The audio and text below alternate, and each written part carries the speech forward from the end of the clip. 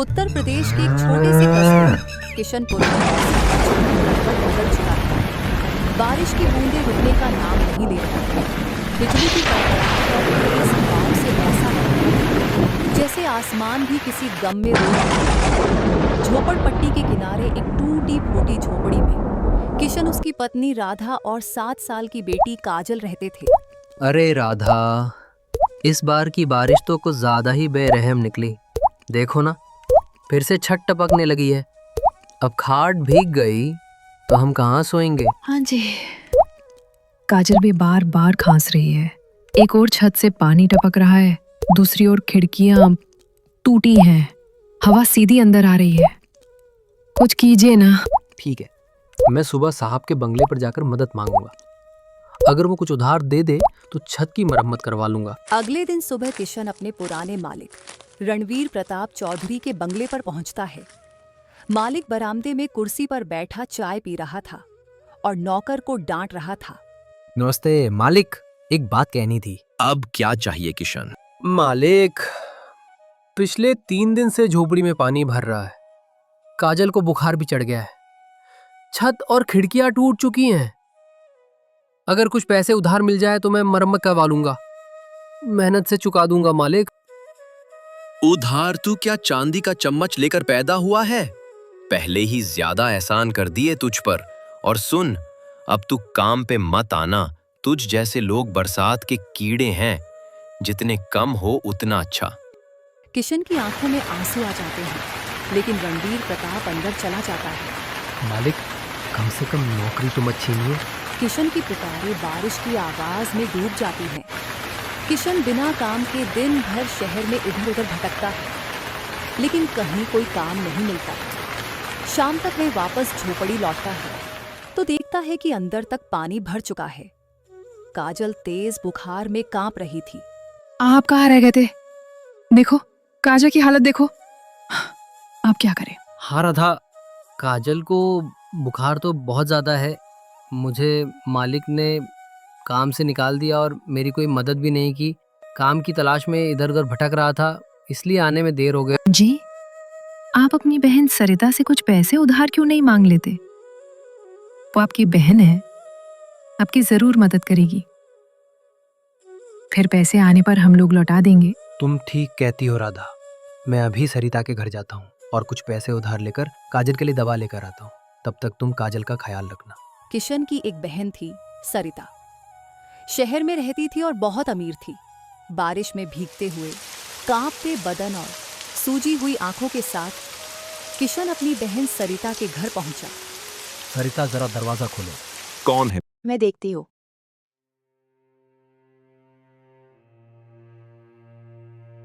किशन भैया, आप इतनी बारिश में आप यहाँ क्यों आए हैं? सरिता बहन, मेरी काजल की तबीयत बहुत खराब है। तुम कुछ पैसे मुझे उधार में दे दो। काम मिलते ही मैं तुम्हारे सारे पैसे चुका दूंगा। भैया, मेरे पास पैसे तो नहीं है। आज ही चिंटू के पापा ने सारे पैसे ले जाकर अपने व्यापार में लगा दिए। बहन, तुम्हारे पास बहुत आस लेकर आया था। थोड़े बहुत भी है तो मदद कर दो। मैं कसम खा के कहता हूँ, पैसा आते ही मैं तुम्हें अवश्य लौटा दूंगा। भैया, आप किसी और से मदद ले लो, मेरे पास बिल्कुल भी पैसे नहीं है। ऐसा कहकर सरिता दरवाजा लगा देती है। कौन था भाग्यवान दरवाजे पर? अजी, मेरा भाई किशन था। उसकी बेटी बीमार थी तो मेरे पास आ गया पैसा मांगने। मेरे घर में कोई बैंक अकाउंट नहीं है जो मैं सबको पैसा बांटते फिरूं। अरे सरिता, वो तुम्हारा सगा भाई था। दे देती पैसा, घर में तो रखा हुआ ही है ना। अजी, आप चुप ही करो। एक बार दे दूंगी तो बार बार मांगेगा। इधर किशन दिल में दर्द और आंखों में आंसू लिए घर की ओर जा रहा था। तभी रास्ते में उसे एक मंदिर मिला। ये कैसी परीक्षा ले रहे हो भगवान? घर में खाने को अनाज नहीं, रहने को ठीक से घर नहीं, बेटी बीमार और एक रिश्तेदार भी मुसीबत में साथ नहीं देते। क्या करूं, कुछ समझ में नहीं आ रहा। मैंने राधा से कहा था कि मैं दवा लेकर आऊंगा। मैं उसे क्या जवाब दूं कि मेरी बहन ने पैसे देने से मना कर दिया। यह सब बातें किशन अपने आप से कर रहा था। तभी मंदिर में एक साधु बाबा किशन की सारी बात को सुन रहे थे। वो किशन के पास आए और बोले, बेटा, अपने आंसू पूछो। मैं तुम्हारी सारी बातों को सुन लिया हूं। जब मुसीबत आती है तो कोई साथ नहीं देता है। चिंता मत करो, तुम इस मंदिर में आए हो, खाली हाथ लौट कर नहीं जाओगे। ये 2 सोने के सिक्के रख लो। अपनी बेटी का इलाज कर लेना और कुछ पैसे व्यापार में लगा देना। तुम्हारी जिंदगी बदल जाएगी। बाबा, आपका बहुत बहुत धन्यवाद। मैं आपका उपकार कभी जिंदगी में नहीं भूल पाऊंगा। अच्छा ठीक है, जाओ अब अपने घर जाओ। तुम्हारे घर में तुम्हारे बच्चे बीवी इंतजार कर रहे होंगे। वह 2 सोने के सिक्कों को लेकर किशन बहुत खुश हो जाता है और अपनी बेटी की दवा लेकर घर को लौटता है और सारी कहानी अपनी पत्नी राधा को बताता है। वो साधु बाबा तो जैसे हमारे लिए भगवान बनकर आए थे। जब अपना साया भी साथ छोड़ देता है, तब कोई अजनबी इस तरह मदद करे, ये चमत्कार ही तो है। सच कहा तुमने। खैर, अब इन सोने के सिक्कों से सबसे पहले घर की मरम्मत कराते हैं, फिर थोड़ा सा माल खरीदूंगा, ठेला और आलू लेकर व्यापार शुरू करूंगा। अब बस मेहनत करनी है।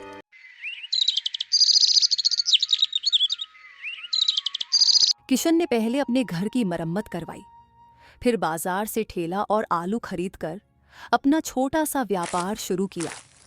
एक नई उम्मीद के साथ उसकी जिंदगी ने एक नई दिशा ली। आलू ले लो भाई, आलू आलू ले लो। आपके गांव में आ गया है किशन आलू वाला।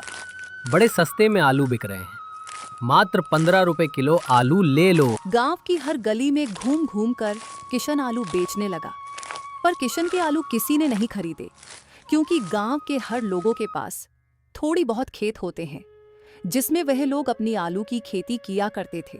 किशन का चेहरा उतर जाता है। थके हुए कंधे, भीगे कपड़े और मायूसी लिए वो ठेले को धक्का देते हुए घर लौटता है। राधा अब आलू लाकर गलती कर दी, किसी ने खरीदा ही नहीं। अब तो सोने के सिक्के भी लग गए इसमें। क्या होगा हमारा? अजी हिम्मत मत हारो। एक बात बताऊं, बरसात में लोग गर्मा गर्म समोसे खाना बहुत पसंद करते हैं। तुम समोसे बेचने का व्यापार शुरू करो। समोसे पे इतने सारे आलू का क्या? वही तो कह रही हूँ, ये आलू बर्बाद नहीं जाएंगे। मैं बहुत अच्छे समोसे बनाती हूँ। अगर तुम उन्हें बेच सके तो शायद बात बन जाए। मगर कोई खरीदेगा भी तो ना। क्यों नहीं? स्वाद अच्छा होगा तो खरीदेंगे ही। कोशिश तो करो। अगले दिन किशन ठेले पर गर्मा-गर्म समोसे लेकर गांव की गलियों में जाता है। बरसात की खुशबू में समोसे की सुगंध फैल रही है। एक देना बेटा, जरा चख कर देखूं क्या खास है तेरे समोसे में। समोसा खाते ही बुजुर्ग की आंखें चमक उठती हैं। अरे वाह, क्या स्वाद है। मसाला तो एकदम जादू है। ऐसा समोसा तो मैंने शहर में भी नहीं खाया। बाकी लोग भी उत्साहित होकर पास आने लगते हैं। मुझे 2 देना भैया। मुझे भी 4 समोसे देना, बच्चों को भी खिलाऊंगा। किशन का ठेला धीरे धीरे खाली हो जाता है और उसके समोसे की चर्चा पूरे गांव शहर में फैल जाती है। जब ये बात किशन की बहन सरिता को पता चलती है तो उसके अंदर एक जलन की भावना आ जाती है। वो मेरे घर भीख मांगने आया था, अब मुझसे आगे निकल गया। नहीं, मैं इसे बर्बाद करके रहूंगी। सरिता ने अपने 2 नौकरों को बुलाया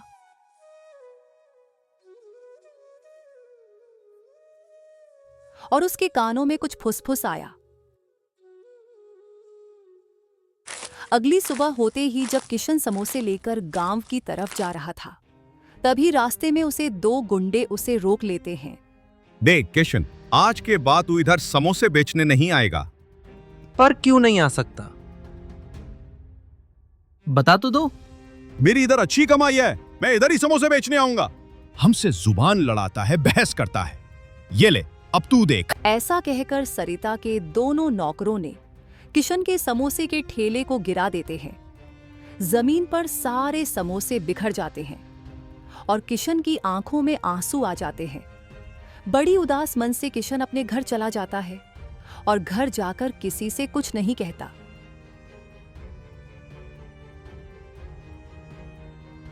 अजी उठिए ना, आज क्या आपको समोसे बेचने नहीं जाना?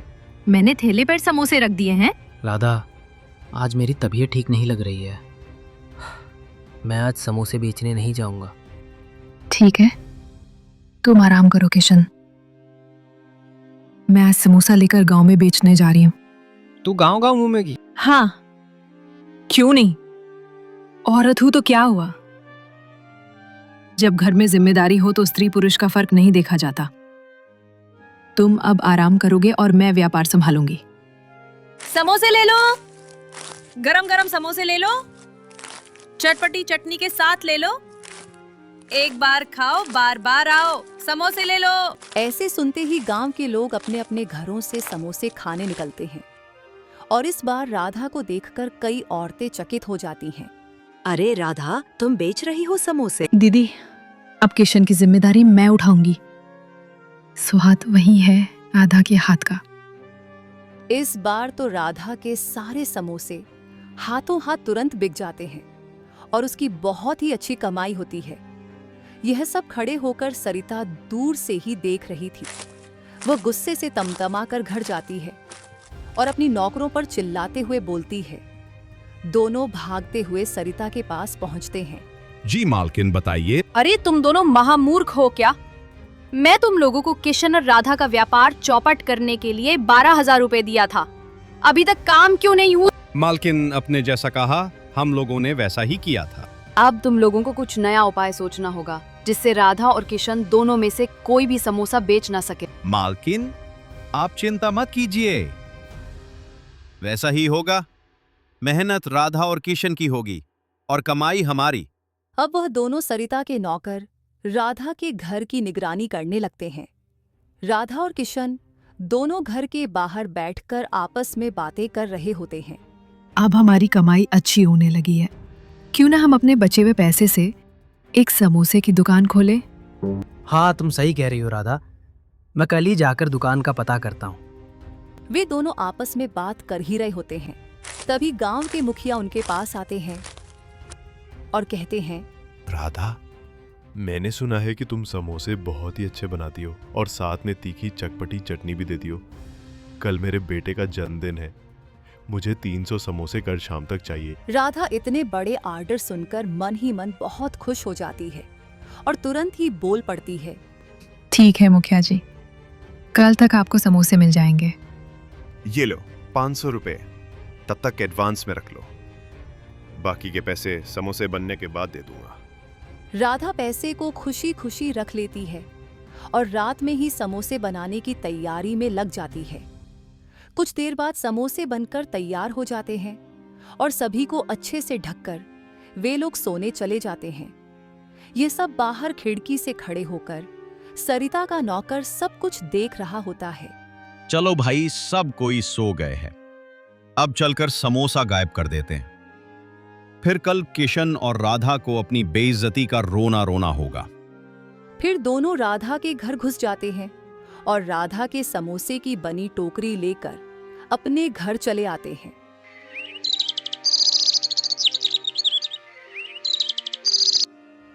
सुबह होते ही सरिता का नौकर कमल समोसे लेकर गांव में बेचने निकल जाता है।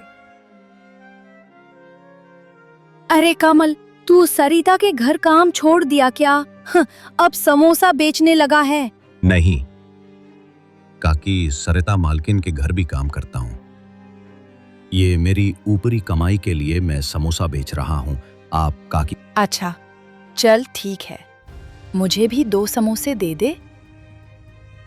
मैं भी तुम्हारे समोसे छक कर देखती हूँ।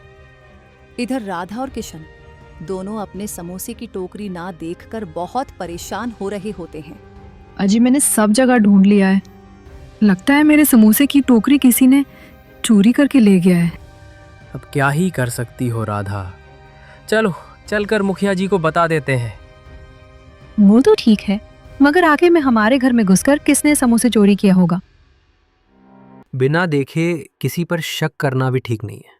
अब हम लोगों को गांव वाले कोई ऑर्डर नहीं देंगे और ना ही हम पर भरोसा करेंगे। वे दोनों पति पत्नी आपस में बात करते हुए मुखिया जी के घर पहुंच जाते हैं। मुखिया जी, हमारे घर से समोसा किसी ने चोरी करके ले गया है,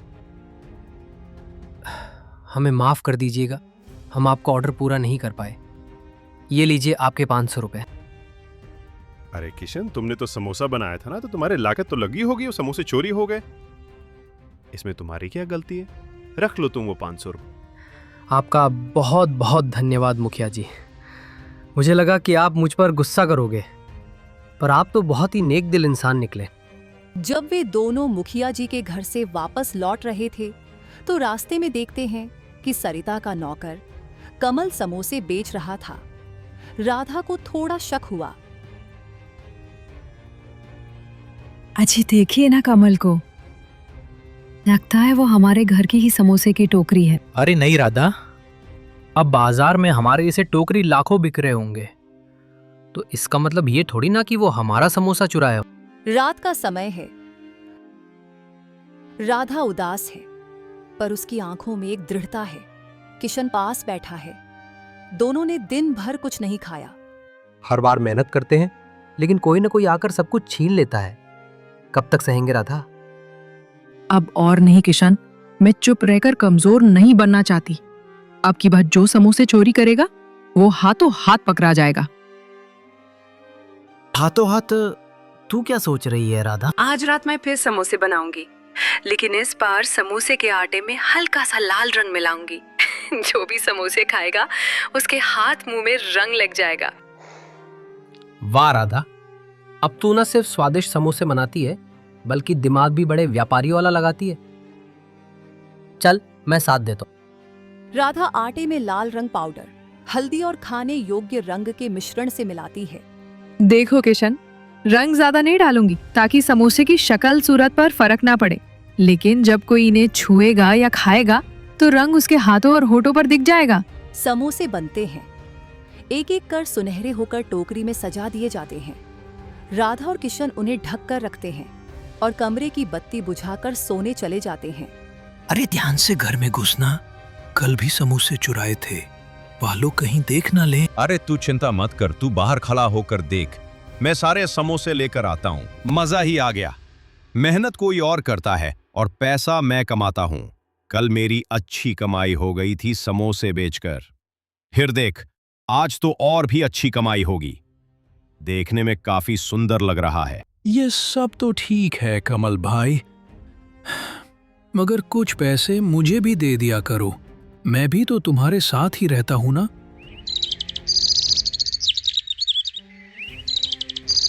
राधा सुबह जल्दी उठती है और समोसे की टोकरी के गायब होने की पुष्टि करती है। वह किशन को उठाती है। किशन, वही हुआ, टोकरी फिर गायब है। अब देखो क्या होता है। रंग ने काम किया है या नहीं। मैं थोड़ा गांव घूम के आती हूँ।